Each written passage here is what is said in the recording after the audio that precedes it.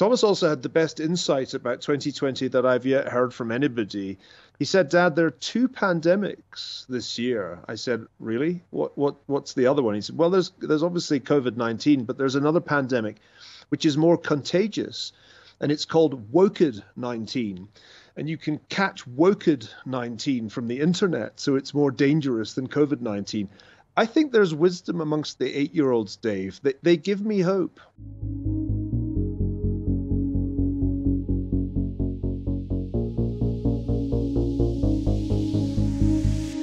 This is the Rubin Report, and according to Big Tech, I'm Dave Rubin. Reminder everybody to subscribe to our YouTube channel and click that notification bell for notifications. That's what the bell's there for. And joining me today is a historian and senior fellow at the Hoover Institution at Stanford University, Niall Ferguson. Welcome back to the Rubin Report. It's great to be back virtually, Dave. I'd prefer to be back really, but hey, it's the plague year. It is the plague year. You know, last time you were on the show, you flew in, you bolted from the airport. We talked as fast as we could for about an hour and a half, and then you bolted and left again. So this must be very calming for you to be able to be at home and relaxed and at a computer, because you're a busy guy. It is very calming. I had not spent 3 months in one location for 20 years. And I think I had fallen victim to hypermobility and hyperglobalization, where if I wasn't on a long-haul flight at least once a week, I felt there was something wrong with my life. And having that all stop has been a real blessing. Not everybody gets to work from home. I'm one of the lucky ones who can. And this has also meant more time with my family. So I think we all may have been suffering from some kind of collective FOMO as we flew from conference to conference manically.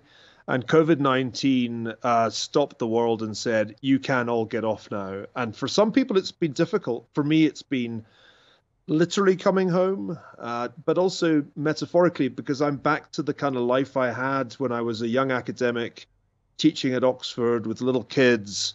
And that was my life. I read books, I wrote books, and I read stories at night. And I'm back to that, and it's great.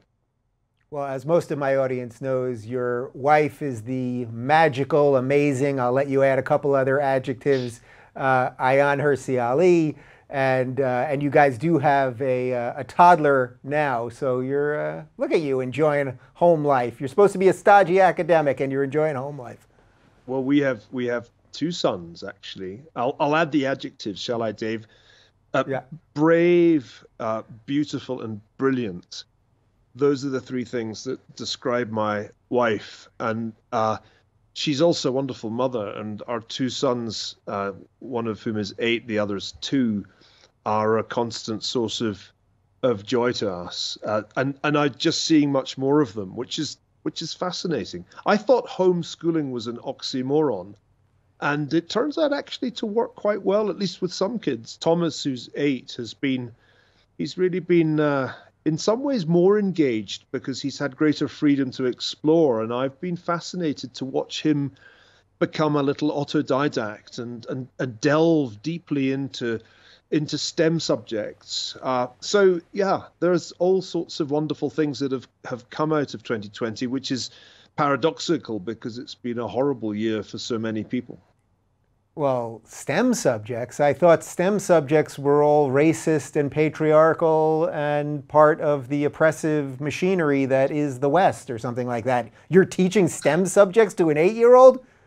Well, he's teaching them to himself. Remember, although I'm from a science background, my mother is a physicist and so is my sister. I'm the black sheep of the family who wandered off into the dangerous terrain of the humanities and social sciences. But Thomas is a young man with clear vision. I think he's identified that humanities and social sciences are no longer the places to be, and he's been studying microbiology with considerable zeal entirely at his own initiative. Thomas also had the best insight about 2020 that I've yet heard from anybody. He said, "Dad, there are two pandemics this year." I said, "Really? What's the other one?" He said, "Well, there's obviously COVID-19, but there's another pandemic which is more contagious, and it's called WOKED-19.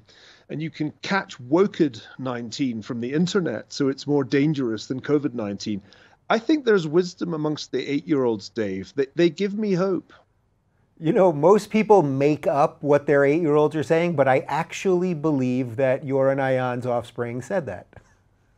You know, He a lot of did, these, and a lot of the Twitter it's only warriors, one they of sit there his pretending, you know. it's only one of his many insights into this strange time. I do think his generation's going to surprise people if he and his friends are anything to go by.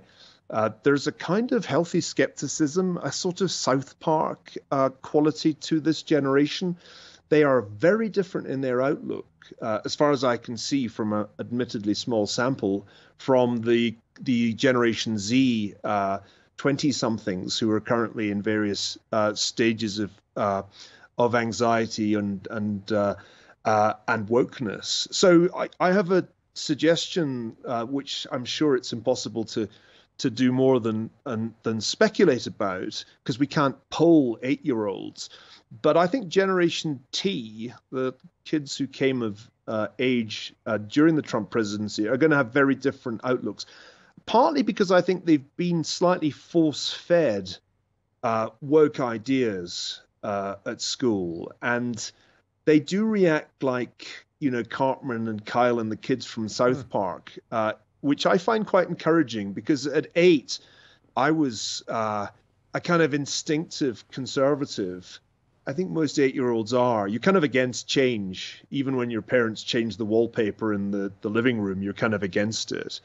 And I noticed certain familiar symptoms in Thomas. I hope it doesn't all go away when he becomes a teenager. That would be awful. Well, he's going to have to go through a phase. I hate to tell you, that's how it works. Well, not necessarily, because in Britain we have boarding schools and you just send away your children the minute they become teenagers. Oh, and then they gotcha. hate the teachers instead of you. It works remarkably well.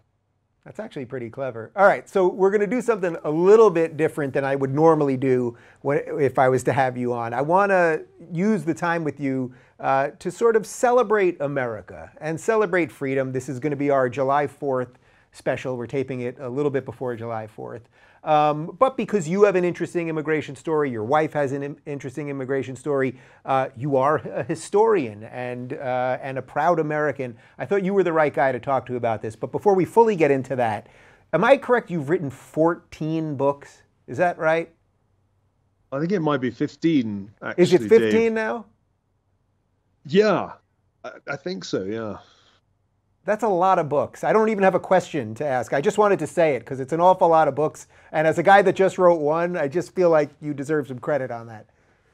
Well, the only consolation is I think that each one is easier than the one before. So the first one is the hard one. It's not like it's an art. Writing books is more like building cabinets. It's a sort of craft. And once you've done it once, the second one is distinctly easier. That's the good news. There are people more prolific than I am.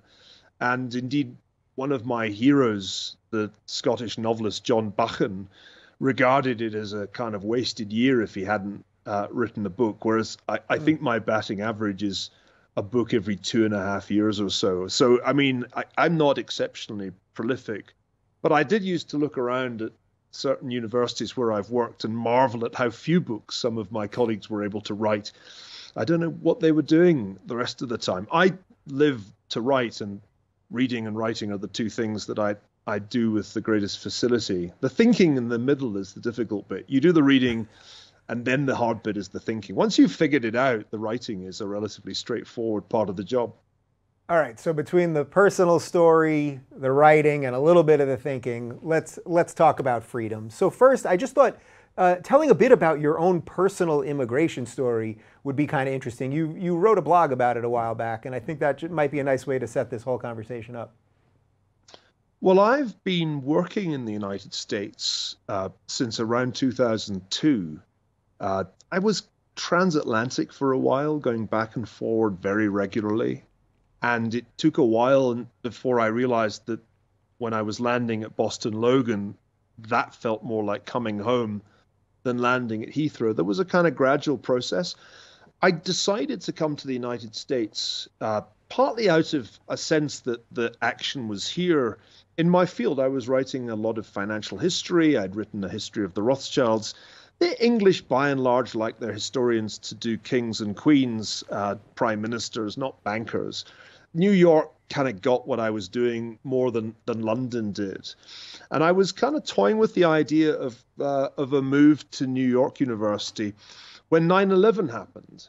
Now, the Scots have a propensity to march towards the sound of gunfire. If you're looking for more honest and thoughtful conversations about academia instead of nonstop yelling, check out our academia playlist. And if you want to watch full interviews on a variety of topics, check out our full episode playlist. They're all right over here.